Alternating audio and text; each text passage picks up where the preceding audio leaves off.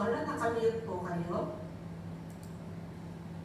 Okay po, good morning po at magandang umaga din po sa ating lahat dito po sa ating bansa. At tunay nga po na napakahalaga na tayo po ay makinig ng salita ng ating Diyos. Kaya nagpapasalamat tayo sa pag-ibig ng ating Panginoon. Salamat din po na buhay pa po tayo at bukas pa ang ating mga tenga upang tayo po ay makakapakinig ng kanyang salita. So samantalahin po natin ang pagkakataon, kagaya ng mga ganitong Bible study po, samantalahin po natin na makinig po ng salita ng ating Diyos. Okay po? So ang ating pag-aaralan po sa umagang ito ay tungkol po ito sa pag-anyaya ng Panginoon, ano po ng ating Diyos. So, bawat isa sa atin ay tayo po ay inaanyayahan. So, God's invitation ang ating pag-aaralan. Pero bago po yan, tayo po ay manalangin muna. Dakilang Diyos, aming Ama, patuloy Panginoon na kami po ay nagpapasalamat at nagpupuri sa inyo sa pagkakataon na kami po ay Lord, nagkasama-sama sa online Bible study na ito upang aming ipangaral at pakinggan ang iyong salita, Panginoon. Maraming salamat, Lord, sa iyong salita na patuloy na nagbibigay liwanag sa buhay ng bawat isa. At ito rin po yung kapangyarihan niyo para sa kaligtasan ng lahat ng sasampalataya. Father, sa pamagitan ng pagkikinig namin ng iyong banal na salita, Panginoon, ay patuloy, Diyos, na magkaroon po ng pananampalataya, madadagdagan at tumago ang pananampalataya, Panginoon, ng bawat isa na makikinig. Salamat, Lord. Continue to anoint your servant, O God. At kayo po, Diyos, ang mangusap sa puso, sa isip, sa buhay ng bawat isa sa amin. Maraming salamat sa pagsama, Panginoon, sa pangalan ni Jesus. Amen. Amen. Okay po, so ang ating pag-aaralan ay yung tungkol po sa pag-anyaya ng ating Diyos, na kung ano po yung pag-anyayang ito, ay meron po tayong tatlo na pag-aaralan kung sino at ano yung inaanyayahan or sino ang inaanyayahan ng ating Panginoon. So makikita po natin, una po na pag-anyaya ay dun po sa Isaiah chapter 1 verse 18 po. Okay, basahin po natin sa Isaiah chapter 1 verse, Isaiah po, chapter 1 verse 18. Okay po, pwede po sa Tagalog. Sabi po niya sa verse 18,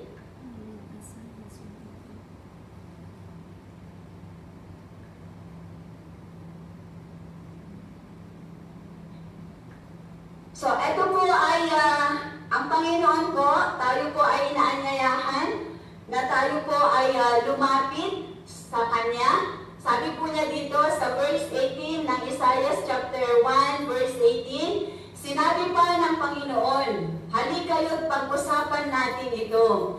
Kahit gaano man karumi ang inyong mga kasalanan, lilinisin ko yan para maging malinis kayo. So una po na pag-anyaya ng Panginoon dyan ay sa mga tao, sa mga makasalanan. Ano po? Baka sabihin, lahat po naman tayo na tao, lahat po tayo ay sabi niya sa kanyang salita na tayo po ay nagkasala.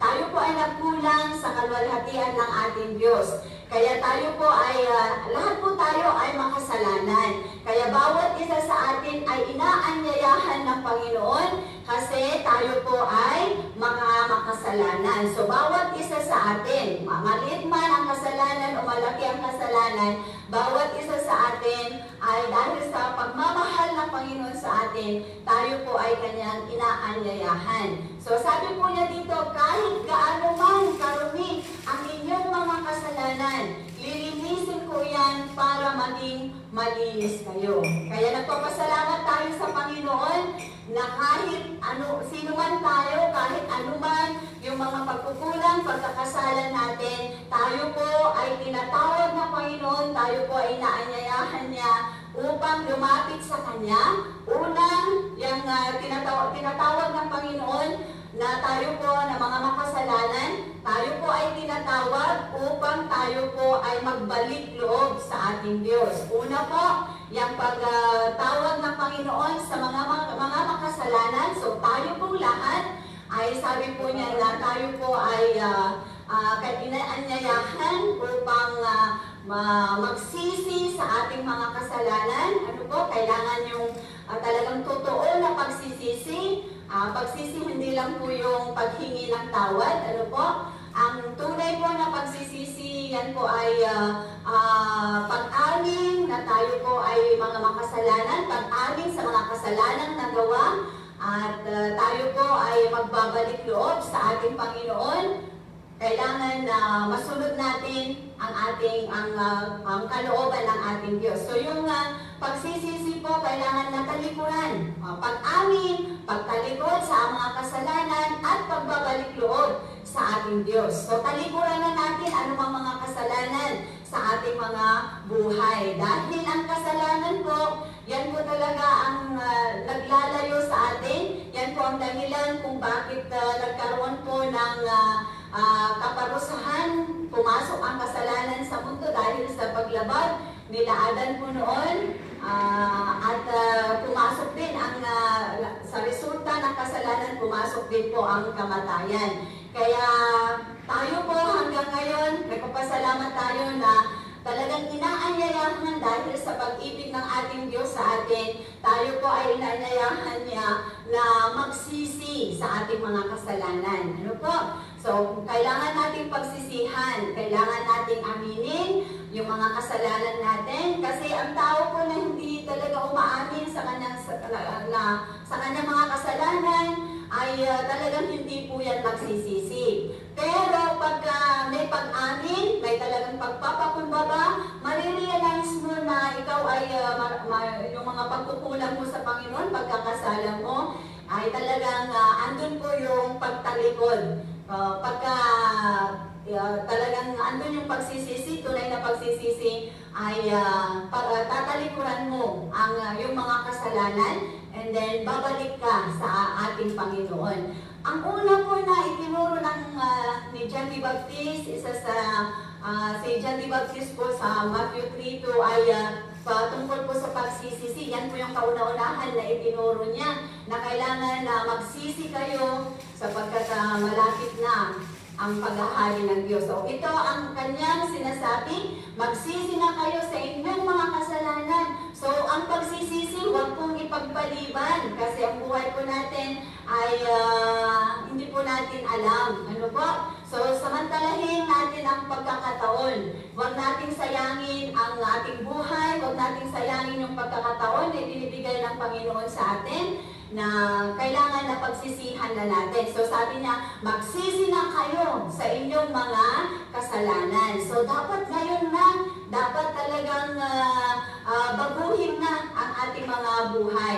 Dahil sabi niya, dahil malapit na ang paghahari ng ating Diyos. Ang una din na tinuro ng Panginoon sa kanyang salita, si Jesus Christ po, magsisi din. Kailangan na magsisi tayo sa ating mga kasalanan sa Matthew chapter 4 verse 17. So, una po na paanyaya ng ating Diyos sa atin, yung pagsisisi. Ano po yung pagsisisi? Pag-amin sa kasalanang nagawa. Yan po yung pagtalikod sa mga kasalanan. Subukan, pilitin natin na i-overcome yung mga kasalanan, anumang kahinaan na siyang talagang sumisira sa buhay natin. Pilitin natin, pagsikapan natin na pagtagumpayan itong upang makamtan natin yung mga pangako ng ating Diyos. Ano po? Nagpapasalamat tayo, sabi niya doon, kahit gaano mang karumi ang ating mga kasalanan, kahit pa rejected ka na sa taon, kahit pa siguro ang pangit-pangit na ng naging sitwasyon mo dahil sa kasalanan, sabi niya dito, sabi ng Panginoon, ikaw ay kanyang papuputuin, kaya kanyang lilinisin kapag willing ka na talagang magpakumbaba at magsisi sa iyong kasalanan, willing ka na talagang talikuran ang inyong mga kasalanan. Bawat isa naman po sa atin, hindi natin kayang baguhin at talikuran ng sarili nating kalakasan ang mga kasalanan. Pero sa tulong ng Panginoon, sa pamagitan ng pag-aaral ng kanyang salita, yan pong maglilinis sa atin at syempre sa tulong ng ating Diyos. Ano po? Kaya kailangan natin yung paghahari ng Diyos sa ating mga buhay para mapagtagumpayan natin anuman ang mga kasalanan. So nagkakasala po tayo sa isip, sa salita, at sa gawa. Kaya ipalinis natin lagi ang ating buhay, body, soul, and spirit natin para maging kalugod-lugod tayo sa ating Diyos. So yan po yung una na paanyaya ng Diyos. Huwag nating sayangin yung invitation ng Panginoon. Huwag nating sayangin. Noon pa hanggang ngayon, mga kapatid, ay ini-offer ng Panginoon sa atin yung pagpapatawad. Huwag nating hintayin pa na mahuli ang lahat. Sabi nga, huwag mo nang hintayin sana na bagamat ang kasabihan, nasa huli ang pagsisisi, pero ang pag ikaw ay nananampalataya, nakakarinig ng salita ng Diyos, nauna na ang pagsisisi. Kasi kailangan magsisi para hindi ka mapahama. Ano po? So yan po yung invitasyon ng ating Diyos. Gaano mang kasama, gaano mang karumi ang ating mga kasalanan, tayo po ay kanyang patatawarin. Pangalawa. Ang pangalawa po ay sa Matthew chapter 11 verse 28. Matthew 11:28 po. So sabi niya, lumapit kayo sa akin, kayong lahat na nahihirapan at nabibigatan sa inyong pasanin, at bibigyan ko kayo ng kapahingahan. Okay po? So isa sa imbitasyon ng ating Diyos, kapag tayo po ay iniimbitahan niya, inaanyayahan niya, sino man daw po yung mga nahihirapan, nabibigatan sa inyong mga pasanin, kung ano man po yung mga pasanin natin sa buhay, kahirapan natin sa buhay. Example po ay meron po kayong matinding mga problema o mga problema man, kahirapan man, ganyan, and then mga pagsubok sa buhay, mga example ay sakit at karamdaman, anumang klaseng karamdaman yan, anumang klaseng sakit yan, ay ang Diyos, sabi niya, nag-iimbita, lumapit kayo sa akin at kayong lahat na nahihirapan at nabibigatan sa inyong pasanin at bibigyan ko kayo ng kapahingahan. Anumang sitwasyon mo ngayon, kapatid, ikaw na nakikinig sa personal mong buhay, o kaya meron kang mga problems, example sa iyong family, ano man yung mga sitwasyon mo, example, pati yung mga kasalanan din, na talagang gusto mong makawala, pero hindi ka makawala, ganyan. Sabi ng Panginoon, lumapit kayo sa akin. Amen? So, kailangan nating lumapit sa ating Diyos. Yan yung paanyayan niya. So, lumapit ka. Kung may mga karamdaman ka, kung may mga sakit at karamdaman, kahit pa siguro sa doktor ay parang rejected na, or may taalim na, may time yung mga ganun po, pero sa Diyos, may pag-asa. Kagaya ng kinanta natin sa Kanya, ay kinanta natin kung natin yung i-realize natin yung mga messages ng mga kanta, talagang napakabuti ng ating Diyos. So may pag-asa sa Kanya at tutulungan niya tayo. Ang importante lang dito, makinig ka sana, tumugon ka sana sa imbitasyon ng Panginoon, sa paanyaya ng Panginoon. Kaya huwag nating patigasin ang ating mga puso. Ano po? Huwag nating sayangin yung pagkakataon, huwag nating binibigay ng Panginoon sa atin, and then huwag nating ipagwalang bahala, kumbaga yung mga sa pananampalataya at paglilingkod. Ang itugon lang natin, sabi nga, pagsamba, pananampalataya, pagsunod sa Kanya, yun yung itugon natin. Napakaganda po ang talagang makakilala sa Panginoon. Napakaganda po ang talagang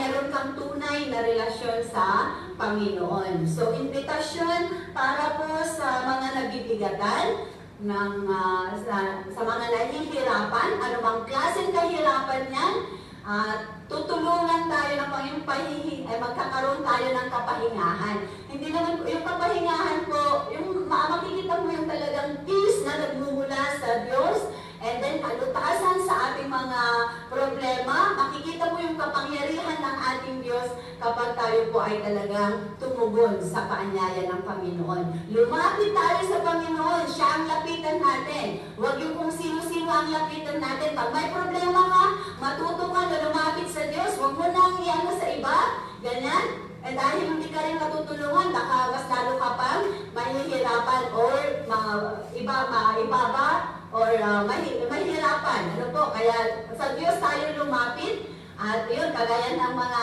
natin, sa mga paanyaya po ng ating mga coordinators na kung meron kayong mga prayer requests, sabihin nyo lang natin sa kanila. And then, ipapanalangin. So, sa tulong ng pagsama-samang panalangin ay ang Diyos ang kikilos. Prayer changes things. Kaya manalangin tayo sa Panginoon, magtulungan tayo sa panalangin. At yun nga po, na ano man yung kalagayan ng bawat isa sa atin, ilapit natin sa Panginoon. Ano man po yan. Kahit siguro sakit, karamdaman, problema, kahirapan, ano mang kalikalan ng kaaway, may mga, ano mang mga panganib dyan, ang Diyos ang makakatulong. At siya lang po ang talagang refuge natin, kanlungan natin. Ano po? So, lumapit tayo sa Panginoon. Inaanyayahan ka na lumapit sa Kanya para magsisi sa iyong kasalanan, para lumapit sa Kanya para ikaw ay pagalingin, palayain, at bigyan ng kapayapaan, bigyan ng pag-asa, bigyan ng talagang kailangan mo, tunay na kailangan mo sa buhay, lalo na po ang kaligtasan. Pangatlo po, na paanyaya ng Panginoon, sa Matthew chapter 22, verse 14, bagamat kinuha ko lang po yung verse 14, sabi niya sa verse 14 ng 22, pagkatapos sinabi ni Jesus, marami ang tinatawag ng Diyos na pagmapabilang sa kanyang kaharian, ngunit kakaunti ang pinili. Ang pangatlo po na imbitasyon, nag-iimbita ang Panginoon na tayo po ay mapabilang sa kanyang kaharian. Tayo po ay makapasok sa kaharian ng Diyos. Gusto niya na makamtan natin ang buhay na walang hanggan. Ang buhay po natin sa lupa, temporary lang po yan. Kung mahahaba man ang buhay mo, abutin mo man ng 100 siguro hanggang 100 lang. Pero ang ini-offer ng Panginoon sa atin, lumapit ka sa akin at bibigyan kita ng buhay na walang hanggan. Yung paglapit po, yung pananampalataya natin sa Kanya, ikiling natin ang ating mga pandinig, ang ating mga buhay sa Kanya, tumugon tayo sa paanyaya ng Panginoon. So sabi niya dyan na marami, kumbaga, ang talagang tinatawag. Pero gusto niya na magpapabilang sa kaharian ng Diyos. Ibig ng Diyos talaga na ang lahat ng tao ay maligtas.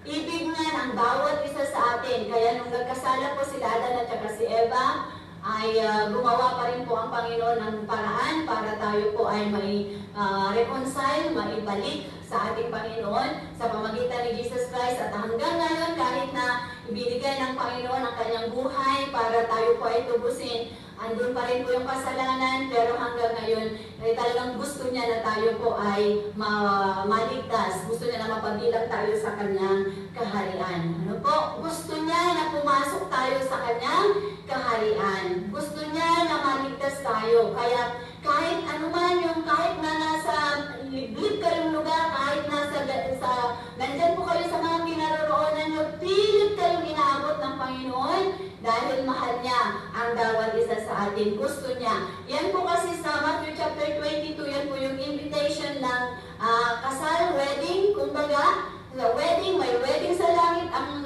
ano po yan ay tungkol po sa kaharian ng ating Diyos na may mga naimbita at ang malungkot kasi yung mga invited ayaw nilang dumalo, yung mga invited ayaw marami silang dahilan, mas inuna yung mga bagay dito sa sanlibutan, and then meron pa yung pinatay nila yung mga lingkod ng Panginoon. Yung pinahirapan sila, pinatay nila. Yan talagang nangyayari din po yan. Pero sabi ng Panginoon, dahil sa pagmamahal niya, yung mga invited, ayaw nilang dumalo. Sige, pumunta kayo sa labas. Lahat ng may makita nyo, ayayin nyo sila.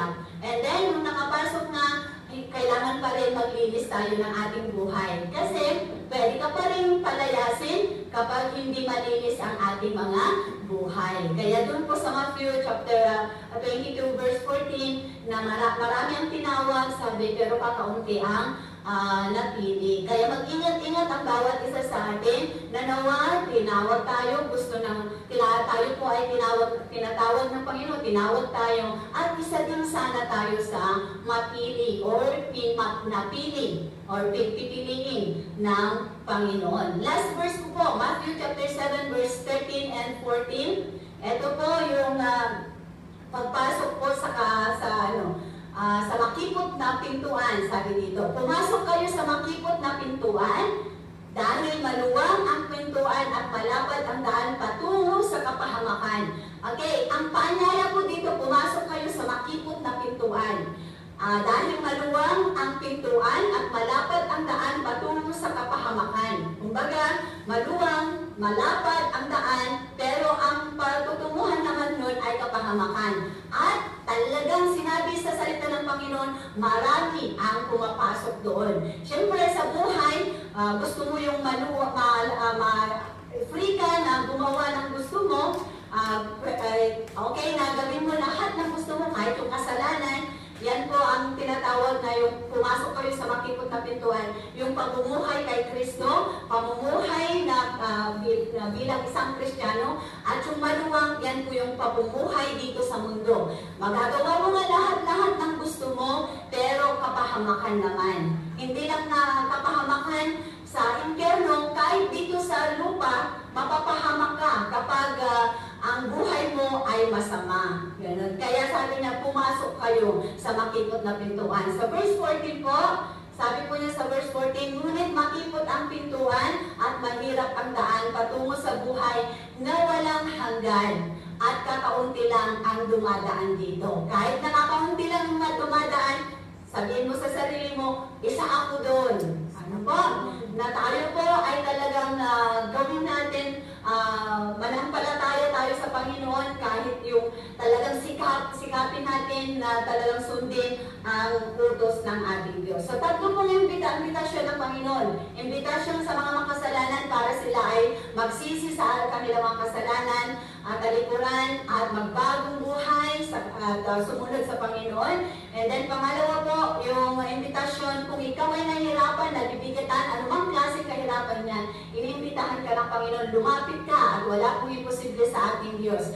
And then pangatlo po, imbitasyon para sa magpabilang tayo sa kaharian ng ating Diyos. Gusto niya na tayong lahat ay makamtan natin ang buhay na walang hanggan. Thank you po sa pagkikinig. God bless us all. Nawa, ikiling natin ang ating mga tenga, buksan natin ang ating mga puso sa lahat ng mga naibabahagi sa atin na salita ng Diyos. Samantalahin natin ang pagkakataon at talagang sumamba tayo sa Panginoon, manampalataya tayo sa Panginoon, maglingkod tayo sa Panginoon. Walang ibang magandang buhay kundi yung may relasyon sa Panginoon. God bless us all. Maraming salamat po. At ibinabalik ko po sa ating MC po.